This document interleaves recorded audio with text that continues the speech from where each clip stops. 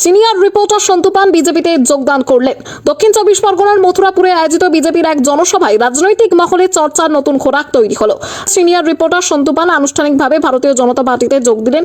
সভায় প্রধান অতিথি হিসেবে উপস্থিত ছিলেন ভারতের স্বরাষ্ট্রমন্ত্রী অমিত শাহ। তার হাত ধরেই দলীয় পতাকা তুলে নেন সন্তু পান। বিজেপি সূত্রে জানা গিয়েছে, দীর্ঘদিন সাংবাদিকতার সঙ্গে যুক্ত থাকার পর সক্রিয় রাজনীতিতে নামার সিদ্ধান্ত নেন সন্তু পান। মথুরাপুরের সভা মঞ্চে তার যোগদানকে ঘিরে কর্মী সমর্থকদের মধ্যে উৎসাহ চোখে পড়ে। উপস্থিত নেতারা তাকে দলে স্বাগত জানান এবং তার সাংগঠনিক অভিজ্ঞতা ও জনসংযোগের দক্ষতা ভবিষ্যতে দলের কাজ লাগবে বলে আশাবাদ ব্যক্ত করেন। রাজনৈতিক মহলের একাংশের মতে আসন্ন বিধানসভা নির্বাচনে সন্তু পানকে প্রার্থী করা হতে পারে, যদিও এই বিষয়ে আনুষ্ঠানিক ঘোষণা এখনো হয়নি। উল্লেখ্য, সাম্প্রতিক সময়ে তিনি বিভিন্ন পেশা থেকে একাধিক পরিচিত মুখ বিজেপিতে যোগ দিয়েছেন। সেই ধারাবাহিকতায় সন্তু পানের এই যোগদান রাজ্য রাজনীতির নতুন সমীকরণ তৈরি করতে পারে বলে বিশ্লেষকদের ধারণা। এদিকে বিরোধী শিবির এই যোগদানকে ঘিরে কটাক্ষ করলেও বিজেপি নেতৃত্বের দাবি, রাজ্যে উন্নয়ন ও পরিবর্তনের লক্ষ্যে আরও বহু বিশিষ্ট ব্যক্তিরা আগামী দিনে সামিল হবে দলে। মথুরাপুরের সভা তাই নতুন রাজনৈতিক কর্মসূচি নয়, বরং নতুন বার্তা দেওয়ার মঞ্চ হিসেবেও তাৎপর্যপূর্ণ বলে মনে করছেন বিজেপি নেতৃত্ব। Bureau report, JBP news Bangla.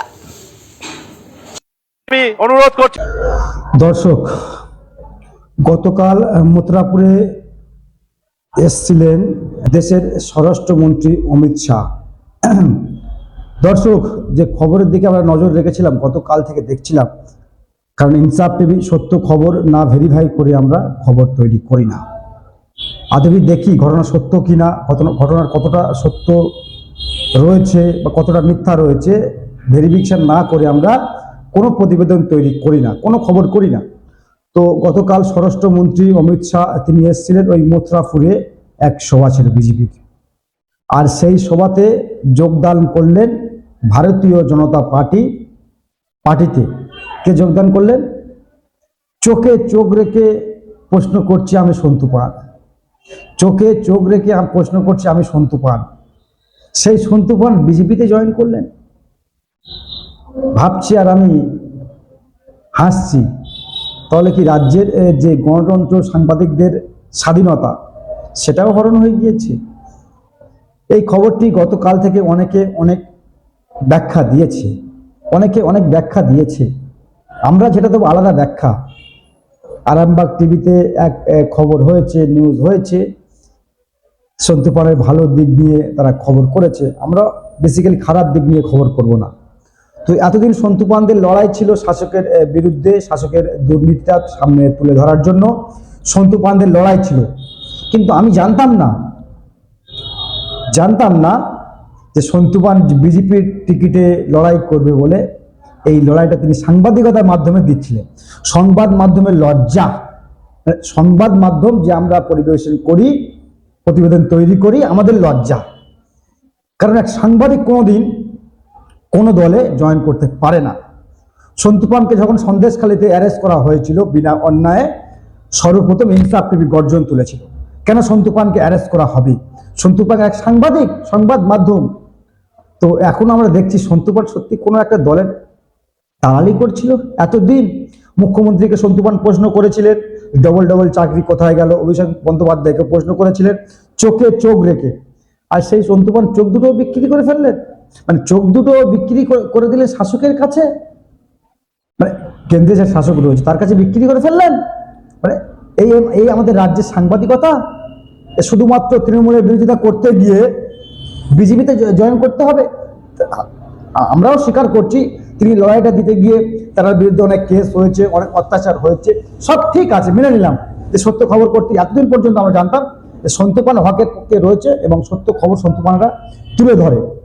দেখেন না, কখন ওই শিয়ালদা স্টেশনের বাইরে আমি সন্তু পান, আমি চোখে চোখ রেখে লড়াই করব, প্রশ্ন করব শাসকের।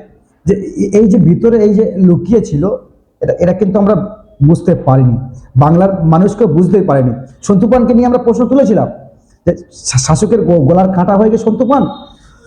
তো দেখছি সন্তু পান বিজেপিতে গতকাল জয়েন করে নিয়েছে। কেন্দ্রের স্বরাষ্ট্রমন্ত্রী অমিত শাহ তার হাত ধরে একবার লড়াই জয়েন করেছে বিজেপি দলে এবং জনপ্রিয় ভারতীয় জনতা পার্টিতে জয়েন করে ফেললেন। বিরাট কিছু মহান কাজ আর কি তিনি করে ফেলেছে, মহান কাজ তো বলবেই আমরা। সাংবাদিকতার পিছনে এই যে চরিত্র লুকিয়ে ছিল, এই যে চরিত্র, সেটা কিন্তু প্রকাশ্যে এসছে। আর সেটা নিয়ে অনেক মিডিয়াতে অনেক কৌশলে খবর করছে। আমরা অবশ্য কৌশল দিয়ে খবর করব না, আমরা যুক্তি দিয়ে খবর করব। তো যেটা বলা হচ্ছে, সন্তুপাড়ার সঙ্গে আমরা ফোনেও কথা বলার চেষ্টা করেছিলাম, কিছু কথা বেশ আমাদের কয়েক মিনিট কথাও হয়েছে। সন্তুপাড়ার একটাই বক্তব্য যে আমি সাংবাদিকতা করতে এসেছিলাম, শাসকের অন্যায়টাকে তুলে ধরছিলাম, সেখানে আমাদেরকে কেস দেওয়া হলো, মিথ্যাভাবে ফাঁসানো হলো, 4 দিন জেল খাটানো হলো, সবই মেনে নিলাম আমরা। তাই বলে বিজেপিতে জয়েন করতে হবে? যে সংবাদ মাধ্যম তার কোনো আর কি ভ্যালু নেই। আর সংবাদ মাধ্যমকে মানুষ আর বিশ্বাস করতে পারছে না, কারণ সংবাদ মাধ্যম যদি এভাবে এই কোনো দলের চটি চাটতে ব্যস্ত হয়ে যায়, তাহলে সাংবাদিকতা নাম এটা নয়। সাংবাদিকতার নাম লড়াই করা, যেমন আমরা লড়াই করছি শাসকের চোখে চোখ রেখে। সন্তুপান যদিও আমাদের থেকে অনেক সিনিয়র, তিনি একটি ইন্টারন্যাশনাল মিডিয়াতে, ইলেকট্রনিক মিডিয়াতে কাজ করছিলেন, রিপাবলিক বাংলা, যাকে অনেকে বিজেপির দালাল বলে। তো আমরাও বলি, দালালের কাজ করলে আমরাও বলি। তো যেটা বলা হচ্ছে, সন্তুপান 2026-এ বিধানসভা নির্বাচনে কোনো একটা জায়গা থেকে বিজেপির টিকিটে লড়াই করতে চলেছে।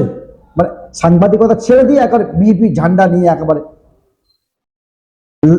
লড়াইয়ের পথ বেছে নিয়েছে। আমরাও তো চাই, কারণ রাজ্যে অনেক সময় আমরা বলি না, পুলিশ তোমরা উর্দি ছাড়ো, তৃণমূলের ঝান্ডা ধরো। তো সেটা সন্তুপানের ক্ষেত্রে সেটাই হয়েছে। সন্তুপান, তুমি ওই সাংবাদিকতা ছাড়ো আর বিজেপির ঝান্ডা ধরো। তো উনি ধরেছেন, ওনার মনে হয়েছে যে সাংবাদিকতা করতে গিয়ে আমি যে অন্যায়ের বিপক্ষে কথা বলতে গিয়ে শাসকের রসতলে পড়েছি, সেটাকে মানে খতম করতে তিনি বিজেপিতে যোগ দিয়েছে।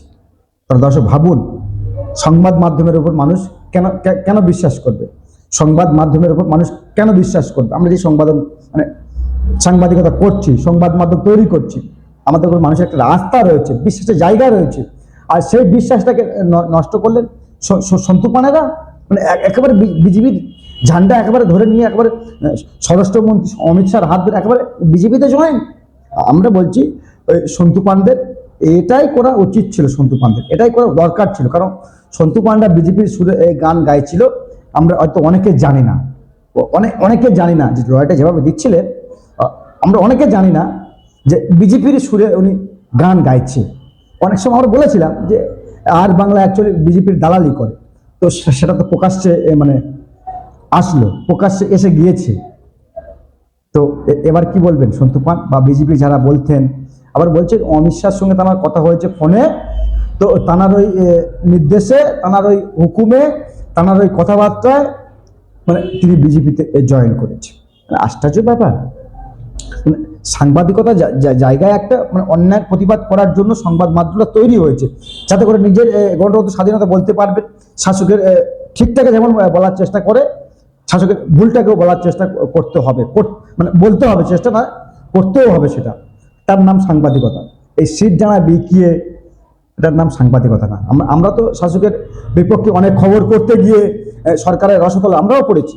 তাই বলে কি আমরা শাসকে জয়েন করে ফেলবো? বললে হয়ে গেল? দর্শক, যেটা বলা হচ্ছে, তিনি নাকি যেটা বলা হচ্ছে, এখন তো বিধানসভা নির্বাচন, যেটা বলা হচ্ছে আর কি, মথুরাপুর বিধানসভা থেকে বিজেপির টিকিটে তিনি লড়াই করবেন সন্তুপান বিজেপির টিকিটে। আমরাও দেখব মানুষের কাছে কিভাবে তিনি ভোট চান। ওই সংবাদ মাধ্যমের আড়ালে যে ভয়ানক চেহারা লুকিয়েছিল, আমরা সত্যি বলছি বুঝতে পারিনি। আর বুঝতে পারাটা স্বাভাবিক, না পারাটা, কারণ সংবাদ মাধ্যম কোনোদিন এমন হতে পারে না। দর্শক, যেটা বলার বলবেন আর কমেন্ট করবেন। ইনসাফ টিভি, আপনার কণ্ঠ, আপনাদের কণ্ঠ, সবসময় চোখে চোখ রেখে প্রশ্ন করি। সন্তুপান আমরা নয়, আমরা দেলোয়ার ইসলাম। দর্শক, যেটা বলার বলবেন আর নজর রাখবেন আমাদের ছোট্ট চ্যানেলে।